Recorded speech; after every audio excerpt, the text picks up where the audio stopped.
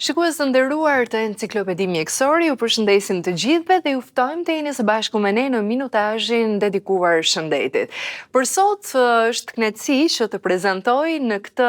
intervistë pediatren që do të flasë dhe do t'ju japi përgjigje shumë pyetjeve që mund të keni dhe kur na ndiqni në minutazhin e rezervuar edhe për fëmijët kanë interes të veçantë për prindrit. Menjëherë e prezantoj është doktoresh Mirela Dibra. Faleminderit për ftesën. Përshëndetje. Kënaqësi si gjithmonë të diskutojmë për fëmijët, për një vëmendje të veçantë, të cilët e meritojnë sidomos në periudhën kur ata janë më të ekspozuar ndaj virozave, siç janë ato të stinës, por edhe kur jetojnë në një komunitet më të madh kur prindërit nuk e kanë të mundur t'i mbajnë për shkak të aktiviteteve të punës, mënyrës së jetesës, së ritmit që ne kemi, dhe jemi detyruar t'i çojmë në kopshte, në çerdhe, dhe janë të pashmangshme pastaj edhe marrja e virozave. Apo jo? Po, shumë vërtet. Edhe hyn edhe sezoni i ngarkuar, vjeshta, dimri, fillojnë shfaqen dhe predominojnë virozat respiratore, vazhdojnë përsëri, përveç tyre edhe disa tipe virozash gastrointestinale, po predominimi është i viruseve respiratore në këtë sezon. Fillon gripi, fillon virusi respirator sincicial, fillojnë viruset e para influencës, adenoviruset, rinoviruset. Pra, është një situash, një armadë e tërë e cila është jashtë aty në pritje për të sëmurur fëmijët e vegjël dhe ashtu siç e thatë edhe ju, afrimi i stinës së ftohtë, ajri i ftohtë, i lagësht, bën që viruset të mbijetojnë në mjedisin e jashtëm, më kollaj,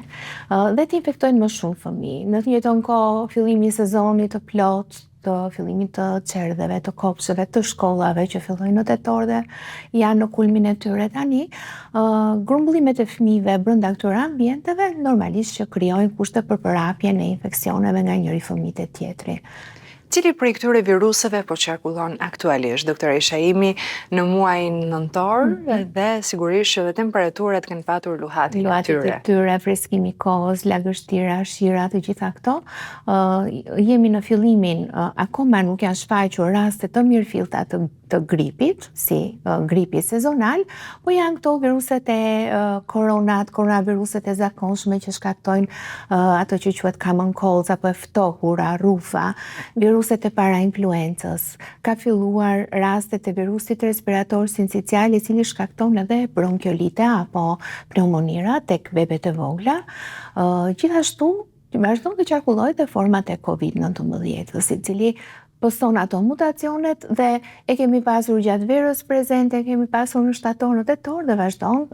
infekton fëmijët edhe në muajt në vazhdim, vjeshta dhe dimri. Doktoresha, është e vërtetë që tek fëmijët në këtë periudhë COVID-19 apo edhe forma që janë paraqitur gjatë kësaj kohe kanë qenë më të vështire se sa janë shfaqur tek të rriturit. A mund ta shpjegojmë edhe arsye njëkohësisht? Po, kanë pasur raste, janë bërë tamponet, janë izoluar dhe janë vërtetuar që janë sidomos në rastet e shtrimeve në spital. Është identifikuar shkaktari që është virusi SARS-CoV-2 apo sëmundja COVID-19 dhe këto raste të cilat mund të ngatrohen dhe mund të marrin atë klinikën e zakonshme të një viroze tjetër të rrugëve të sipërme respiratore, por përkeqësimi i situatës dhe shfaqja e bronkopneumonive të cilat edhe dallohen dukshëm në ekzaminimin ekografik apo radiografik, më mirë, këto fëmijë çon deri në shtrimet në spital dhe në marrjen e terapive pastaj edhe deri në terapinë intensive. Pra, nuk janë të gjithë rastet që shkojnë drejt kësaj rruge, por kemi raste të tilla që ndërlikohen. Ashtu siç ndërlikohet edhe virusi i gripit apo influenca që te fëmijët e vegjël, sidomos nga mosha 6 muaj deri në moshën 5 vjeçare, 6 vjeçare, janë më të rrezikuar, janë ata që quhen grupe në risk, ashtu siç janë të moshuarit, të sëmurët kronik që kanë sëmundje bazë, sidomos astma bronkiale, por edhe gratë shtatzana, dhe ato janë më të rrezikuara për komplikacionen të gripit, ashtu dhe fëmijët e vegjël janë më të predispozuar për të bërë grip të formave të rënda. Doktor Isha, a është, po themi, deri diku e mundur dhe t'ja adresojmë shkakun e imunitetit që kanë fëmijët, t'ja adresojmë këtyre problemeve, komplikacioneve të moshave të vogla. Pra, ata mund të mos kenë krijuar akoma imunitetin e duhur, sepse edhe të rriturit janë vaksinuar mbase nga Covidi dhe kanë rritur në një farë mënyrë, apo dhe kanë kaluar. Tani fëmijët e vegjël po përballen për herë të parë me Covidin, bebet e vogla të cilat nuk e kanë imunitetin e tyre të fortë, të formuar, ata varen nga imuniteti që nëna ju jep nëpërmjet antitrupave që kanë kaluar që në jetën intrauterine apo atyre që nëna ju jep nëpërmjet qumshit të gjirit deri në moshën 6 muaj janë disi më të mbrojtur për shkak të imunitetit pasiv që nëna ju kalon, por mbas moshës 6 muaj që edhe ata fillojnë të ekspozohen më shumë në mjediset e përbashkëta ose mos mbas moshës 1 vjeçare deri në këtë grup moshën 1 deri në 2 deri në 3 vjeçare që një pjesë e tyre ndjekin dhe çerdhet, duke qenë për herë të parë takojnë viruse, mikrobe të ndryshme, ata fillojnë dhe ndërtojnë imunitetin e tyre duke u sëmurur dhe duke kaluar episode mbas episodesh që në një farë mënyrë atë trajnojnë sistemin e tyre imunitar dhe i bën ata pastaj që të përgjigjen në mënyrë adekuate dhe pak mbase jo kaq të rënda apo të bujshme si klinik sikur sëmuren herët e para, por si thua sistemi i tyre imunitar është trajnuar tashmë dhe arrin të njohë një pjesë të madhe të viruseve dhe të mikrobeve dhe të reagojë në mënyrë pak më të butë. Prandaj ne zakonisht si pediatër shohim shumë fëmijë deri në moshën 2, 3, 4 vjeçare dhe pastaj kur vjen mosha 5, 6 sikur sëmuren më rrallë, realisht sëmuren më rrallë dhe vizitat rallohen në zyrën e pediatrit pastaj. Doktoresh, ku dallojnë simptomat nga Covidi që ka qarkulluar tek fëmijët me viruset e tjera? Fillimisht simptomat duken sikur janë të njëjta. Pra, është ai katari i rrugëve të sipërme respiratore, të shtimat, lotimi i syve, bllokimi i hundëve. Fillon kolla dhe shfaqet kolla, por shpesh pastaj duke vazhduar edhe më tutje vëret një rëndim i gjendjes përgjithshme më shumë se sa një viroze zakonshme. Dhimbje trupore, dhimbje koke të forta. Shpesh shoqërohen me shenja gastrointestinale, me të vjella dhe me diare, që janë këto format e Covidit të shprehura edhe me format gastrointestinale. Dhe pastaj është ajo situatë që temperatura vazhdon, nuk ndërpritet, vazhdon disa ditë në shifra shumë të larta dhe vjet edhe prekja pulmonare pastaj. Prekja në si thua ato katet e poshtme të pulmonit, në pjesën e parenkimës e indit të mushkërisë që shkaktohet nga vetë virusi. Doktoresh, dimri është përpara. Virozat vijnë të jenë të fuqishme në qarkullim dhe sigurisht që duam të dim çfarë mund të presim në vazhdim, duke patur edhe një eksperiencë të viteve të tjera, apo mund të themi që ka ndryshuar tani më dhe parashikimet janë të pamundura, sepse edhe vetë virulenca, edhe vetë mutacione që kanë pësuar gjatë kësaj periudhe me ardhjen e Covidit për vite që ne i kaluam, po sigurisht ka ndryshuar edhe ndoshta nuk mund të parashikojmë të nuk mund të themi një informacion të saktë dhe ne gjithmonë mundohemi të jemi të kujdesshëm, prandaj edhe ftojmë specialistë dhe njerëz të cilët gëzojnë respekt në të gjitha ato çfarë kanë eksperiencën e tyre. Dhe sigurisht që më vlen ta themi, mundemi ta parashikojmë apo jo në këtë aspekt. Një parashikim të përafërt mund ta bëjmë, për shembull nëse shohim vitin e kaluar në periudhën e 2 javësh të parë të dhjetorit, nëse shikon dhe hap raportet e Qendrës Europiane të parandalimit të sëmundjeve, sidomos të panelit respirator që ata bëjnë, vieshin re për shembull që kishte 2 pike apo 2 ngritje të mëdha të virusit të gripit dhe të virusit të Covidit, që shkonin paralelisht me njëra tjetrën. Dhe në bazë të kësaj survejancës që ata bëjnë, marrjes së rasteve, studimit të rasteve të vështira të shtruara në spital, ata bëjnë dhe parashikimin e sezonit në vazhdim se si do jetë. Ka shumë rëndësi se çfarë forme gripit do qarkullojë. Dhe zakonisht gripi fillon qarkullon me format AH1N1, AH2N3 dhe pastaj më vonë gjatë mbasi kalon dhjetori, shfaqet shumë forma B apo Victoria. Dhe nga fundi i dimrit pastaj na fillon edhe virusi human metapneumovirus, i cili është një virus i cili përsëri ka tendencën që të filloj butë, por mund të shkaktojë komplikacione në bronkopneumonirat, pneumonirat e fëmijëve të vegjël, edhe të tritur, por sidomos te fëmijët e vegjël. Pra, duke pasur parashikimet e një viti më përpara, duke pasur parashikimet e sezonit që tashmë ka kaluar në hemisferën jugore, përcaktohen edhe ato 9 tipa apo shtame të sidomos të virusit influencës, të gripit, të cilat parashikohen të qarkullojnë në Evropë në këtë sezon. Dhe në varësi të tyre krijohet dhe vaksina, e cila pastaj aplikohet për këtë sezon. Kështu që sa më afër këtij kombinimi gjenetik që t'i shkojmë virusit të gripit që pson mutacione sezon pas sezoni, sa më e përputhshme të jetë vaksina me këtë virus që do qarkullojë këtë sezon, aq më të mbrojtur janë personat të cilët e bëjnë këtë vaksinë. Pra ju e sugjeroni, sidomos tek grupet në risk. Pra, te fëmijët nga 6 muaj deri në moshën 3 vjeçare, po ndonjëherë edhe në 5 vjeç. Po 6 deri në 3 është grup mosha që rrezikon më shumë për komplikacione, 6 muaj deri në 3 vjeç për komplikacione ndaj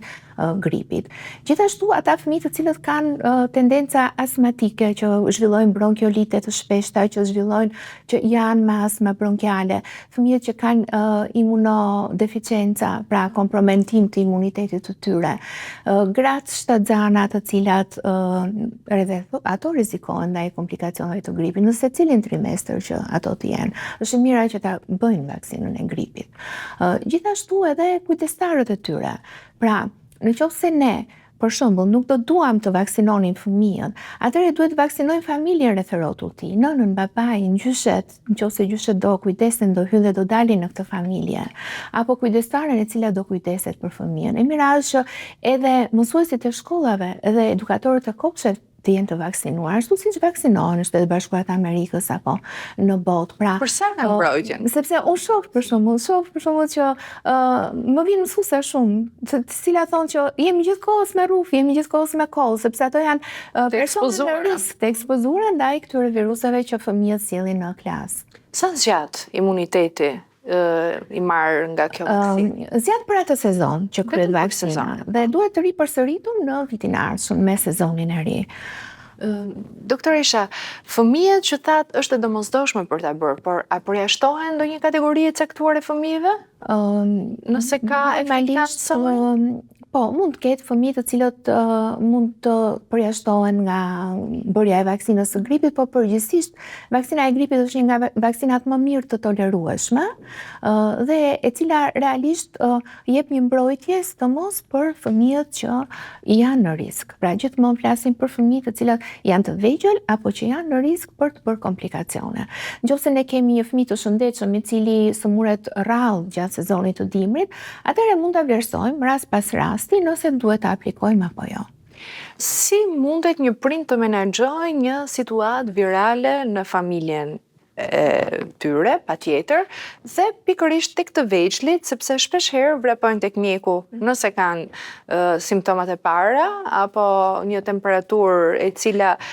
çdo prind mund ta shqetësojë, e nga ana tjetër ka dhe prind që mund ta neglizhojnë, por mund të ketë komplikacione në vazhdimsi. Cilat janë sugjerimet e arta në këtë marrëdhënie prind-fëmijë-mjek? Është pikërisht ky tamam të arta, është ai mezi i artë që duhet gjendur mes këtyre dy kategorive. Domethënë, nëse një prind normalisht një fëmija i parë dhe prindi është akoma i papërgatitur dhe nuk di, mëson gjatë rrugës, nuk ka siguri se si fëmija ti do reagojë ndaj temperaturave, ndaj sëmundjeve të ndryshme, kështu që aty mund të justifikohet edhe ai kujdesi dhe meraku dhe rendja me vrap drejt mjekut. Megjithatë, prindi gradualisht mësohet,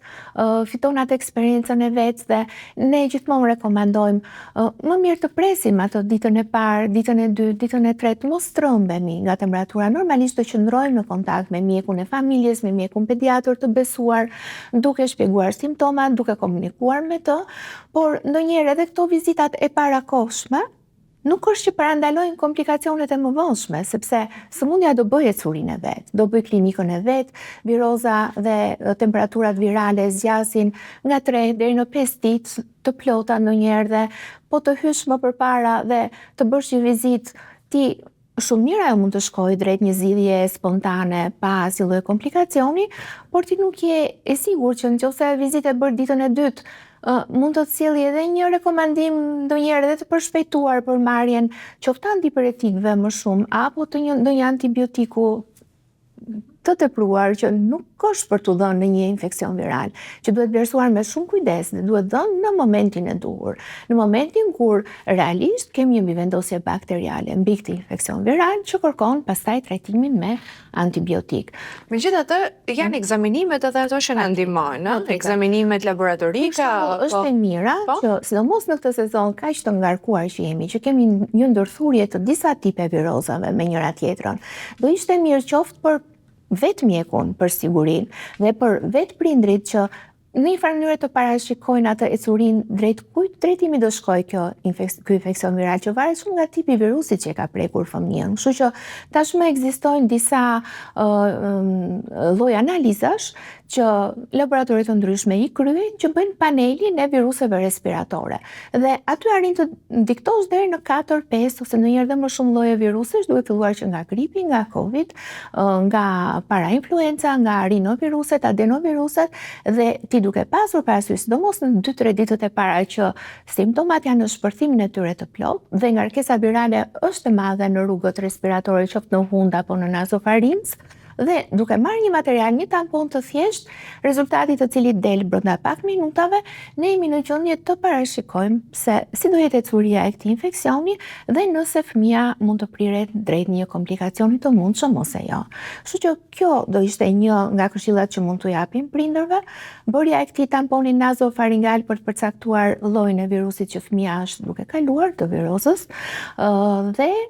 në disa raste ne kërkojmë edhe bërjen e gjakut komplet të një analize të gjakut komplet dhe të proteinës së reaktive për të parë dhe për të ndarë nëse kjo është një klinik e infeksioni viral apo aty kemi dhe një infeksion bakterial apo mbivendosje të infeksionit bakterial që kërkon pastaj një mjekim më të fokusuar drejt një infeksioni bakterial specifik, qoftë duke pasur parasysh nëse është dhe një vatër e dukshme në ekzaminimin klinik, qoftë një tonsilit apo një otit apo një bronkit, bronkopneumoni apo dhe pneumoni. Në këtë situatë, duke shpresuar që nuk do jetë e nevojshme ndërhyrja për terapi me antibiotik, cila është mënyra më mirë për ta menaxhuar një moment delikat prindit kur fëmia ka nisur të ketë temperaturë të lartë, të ketë edhe simptoma të tjera që ju i shpjeguat pak më parë, mund të ketë edhe probleme ndoshta edhe me frymarrjen nga bllokimet të rrugëve të sipërme të frymarrjes apo edhe simptoma gastrointestinale që ju i përmendet pak më parë. Në këtë situatë, pa shkuar në komplikacione apo dhe në mbivendosje bakteriale, si është menaxhimi nga shtëpia i prindërve me rekomandimin natyrisht të mjekut pasi e ka parë dhe vlerësuar që fëmia nuk ka nevojë për antibiotik? Kto janë dhe pyetjet më të shpeshta që ne kemi nga prindrit, edhe telefonata. Prandaj i sillim këtë pyetje. Që prindrit shpesh shqetësohen, sidomos nga temperatura e lartë dhe synojnë me çdo kusht ta ulim dhe ne gjithmonë themi jo, kujdes, prisni se temperatura nuk është armiku, temperatura është aleati, është një nga ato gurët e parë të rrugës që organizmi shtron për të luftuar këtë infekcion, këtë virus, këtë gjendje inflamatore të organizmit. Pra, nëse ne me çdo kusht përpiqemi të ulim temperaturën në shifra normale, ne i heqim organizmin një nga mjetet më të fuqishme të luftës kundër viruseve, sepse çfarë ndodh sapo virusi hyn në qarkullim, atëherë aktivizohen gjithë ato mekanizmat fillestare të imunitetit që rrisin temperaturën trupore duke krijuar një mjedis të papërshtatshëm për virusin që të shumëzohet dhe të vazhdojë të japi efektin e tij dhe gjithashtu shlirojnë dhe ato lëndët shumë të vlefshme në këtë luftë, siç janë për shembull prostaglandina, të cilat nga njëra rrisin temperaturën, por janë të domosdoshme si shkallë e parë e imunitetit të fëmijës për të neutralizuar viruset, mikrobet, toksinat dhe diçka tjetër. Kështu që ne nëse do është parë me prova dhe me studime që nëse ne ndryrim shumë shpejt dhe shumë fort për ta ulur temperaturën në shifra normale, ne zgjasim kohëzgjatjen e sëmundjes. Pra fëmia do zhvilloj episode të tjera të vazhdueshme dhe nëse një temperaturë mund të zgjaste 3 ditë, mund të shkojë 5 ditë. Deri kur mund ta tolerojmë temperaturën? Deri në sa gradë? Ne rekomandojmë që të mos trajtojmë temperaturën, por të trajtojmë fëmijën në sensin që temperatura, nëse një fëmijë është aktiv, lëviz, luan, bën çdo aktivitet, ushqehet mirë, vrapon dhe nuk e kupton që ka temperaturë, realisht temperatura është 38 dhe më lartë, atëherë ne edhe mund ta lëmë fëmijën dhe me 38,5 dhe me 39 ndonjëherë kur fëmia është aktiv. Nëse fëmia lodhet, kutet dhe është shumë i tërhequr, e zëgjumi apo është shumë i grindur, atëherë këto janë simptoma që ai është duke vuajtur nga brenda dhe kjo temperaturë po jep dhe ato efektet negative në organizmin e tij dhe në atë rast japim antipiretikun, qoftë paracetamolin në forma të ndryshme të tij apo dhe nurofenin, ibuprofenin në raste kur mendohet që mund të veprojnë më mirë njëri se sa tjetri. Kjo varet pastaj se si reagon dhe organizmi i fëmijës. Ne preferojmë zakonisht dhënien e paracetamolit dhe nuk e preferojmë nurofenin apo ibuprofenin kur fëmia ka diare, sepse mund të shtoj pak dehidrimin e fëmijës. Kështu që janë preferenca dhe mënyra se si ne komunikojmë hap pas hapi me prindin për të gjetur atë mënyrën më të mirë që temperatura të mbahet në një farë mënyrë nën kontroll, por dhe të mos luftohet në thojza temperatura egërsisht, sepse duhet të konsideruar si një aleat në luftën tonë ndaj sëmundjes që po ndodh aktualisht. Po kur fëmia është me hund të bllokuar dhe shpesh prindërit ankohen se kanë dhe dhimbje veshësh pastaj. Çfarë duhet të bëjnë në këtë rast? Disa këshilla praktike të prindërve të rinj. Patjetër. Mos e bebet e vogla, sepse ato hundët e bllokuara i pengojnë të ushqejnë, i pengojnë të pinë qumshin e gjirit apo të pinë peronin. Kështu që ne rekomandojmë zhbllokimin e hundëve, pra spray të shpeshta me solucione fiziologjike, ndonjëherë inhalacion me aparate të vogla inhalatore me atë solucionin 3% të hipertonik, pra fiziologjik, pra më të përqendruar se sa 0,9% si normal fiziologjiku, pra lagështimi i rrugëve ajrore dhe tërheqja e sekrecioneve me anë të atyre pompave të vogla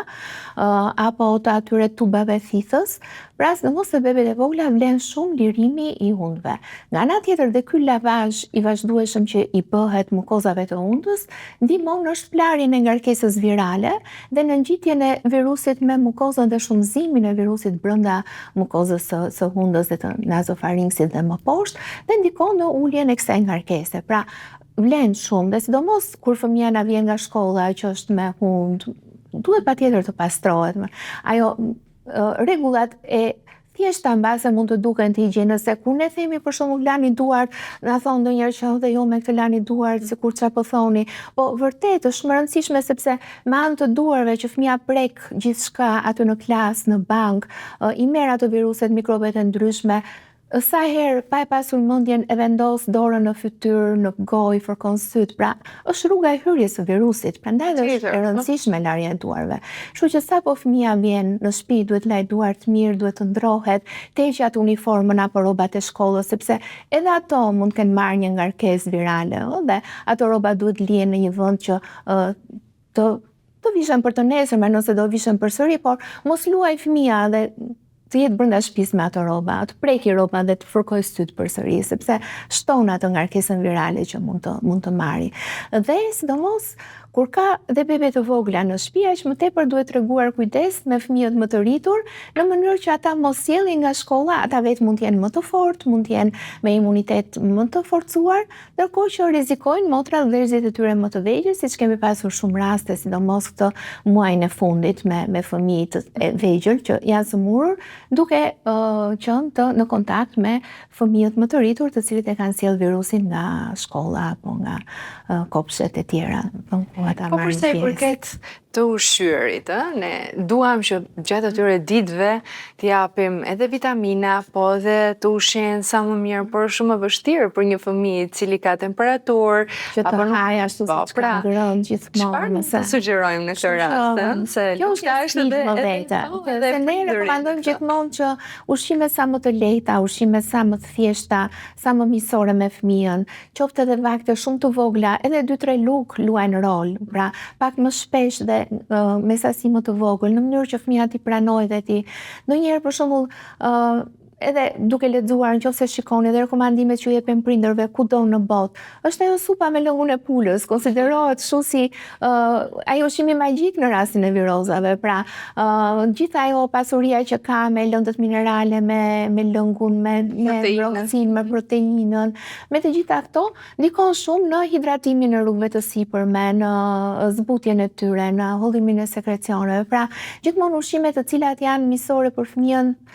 do më thonë paka shumë ato këshillat apo ato që gjyshet tona apo nënat tona na ka rritur dhe na ka mbajtur ne kur kemi qenë të vegjël. Pra ai kujdesi brenda shtëpisë, mbajtja në një mjedis të kontrolluar, lagështimi i ajrit me ato lagështuesit nëse ajri është shumë i thatë do provokoj kollën shumë te fëmia, kështu që lagështim po kujdes dhe ato filtrat e lagështuesve duhen ndruar shpesh, duhen pastruar shpesh. Dhoma duhet hapet, ajri të lëvizë disa herë gjatë ditës që mos përqendrohen viruset aty brenda, dhe në të njëjtën kohë pastaj përveç këtyre ka shumë rëndësi që fëmia të mbahet në mjedisin e shtëpisë dhe të mos çohet në çerdhe i pashëruar. Shumë e rëndësishme për ta. Sepse bëhet shkak për përhapjen e infeksioneve në gjithë grupin e çerdhes, në gjithë grupin e kopshtit. Mesazh i rëndësishëm doktoresh. Fëmia duhet kalojë ato ditët pranë kujdesit të familjes, pranë nënës, pranë prindërve të tij, në mënyrë që të ndodhë ai shërimi plot dhe të mos shkojë dhe aty pastaj me ilaçin me vete, me paracetamolin me vete në çerdhe. Apo të vuajnë dhe fëmijët e tjerë për arsye. Dhe siç na është përhapur për shembull kemi pasur shumë raste këtë muajin e fundit me virusin Coxsackie, dorë, këmbë, gojë, pra virusi i cili jep ato elementet në formë fllutskash të që mbushin duart e fëmijët mes gishtave, te thoji, këmba dhe rreth rrotull gojës dhe në brendësi të gojës. Pra, nëse një fëmijë ka shenja të dukshme të tilla, ai nuk duhet pranohet në çerdhe sepse ky është infeksion shumë gjitës dhe përhapet menjëherë në gjithë grupin e kopshtit apo të çerdhes. Kështu që sidomos në fëmijët që e kalojnë për herë të parë, sepse për fat keq ky është një infeksion që nuk lë imunitet afatgjatë dhe mund të ndodhi rinfeksioni, na ndodhin që na vijnë pas një viti dhe nënat thonë, po ky kaloi një herë përsëri e zuri përsëri, po gjithmonë të rastet e dyta janë më të buta si klinik se sa hera e parë. Kështu që duke menduar, mendoni si për fëmijën tuaj, i cili do smuret nëse dikush vjen dhe e sjell të pashëruar mirë fëmijën. Kështu që gjithmonë duhen gjetur ato mënyrat alternative që fëmia të mbahet në shtëpi në kujdesin e të rriturve derisa ai të jetë pa shenja klinike, pa rruf, pa kollë të dukshme, pa sidomos temperatura, sepse kolla dhe mund të vazhdojë dhe kollat virale, kollat e këtij sezoni kanë tendencën që zgjasin. Dhe për shembull me të drejtë mund të thonë nënat që po kolla mund zgjasë 2 javë do ta mbaj në shtëpi, kështu që shpesh duhet të gjejmë atë mënyrën e duhur të komunikimit dhe mënyrën e duhur për të dhënë këshillat, sepse jo gjithmonë janë të mundura ashtu siç duhet, pra lege artis që një fëmijë të kalojë një infeksion, sepse shumë shpejt na vjen një infeksion i dytë. Pra, një fëmijë supozojmë që gjatë një viti ai mund kaloj nga 8 deri në 12 episode sëmundje, dhe është krejtësisht normale që një fëmijë të smuret me këtë ritëm infeksioni, po i bie për shembull që gjatë dimrit mund smuret 3 deri në 4 herë. Pra, ndonjëherë shpesh na ndodh që një virus sapo kalon njëri fillon virusi tjetër. Dhe kjo është dhe sfida. Dhe prandaj prindërimi nuk është aq i thjeshtë, dhe ka ato sfidat e veta. Por që gjithmonë duhet gjetur ajo e mesmja hartë, pra, që edhe fëmia të marrë kujdesi, të shërohet, por dhe të mos bëhet burim infeksioni për fëmijët e tjerë të njëjtit komunitet ku ai luan edhe merr pjesë. Doktoresh, ishte shumë kënaqësi për bisedën dhe informacionet që ju keni ndarë sot në këtë intervistë në Radio EAN në China Media Group për emisionin Enciklopedi Mjekësore. Faleminderit. Faleminderit, doktoresh. Shikues të nderuar, ne do të ndahemi për ditën e sotme në këtë minutash që kishim rezervuar për intervistën me mjekën në studio. Do të ritakohemi muajin e ardhshëm me një tjetër temë të bukur. Thank you.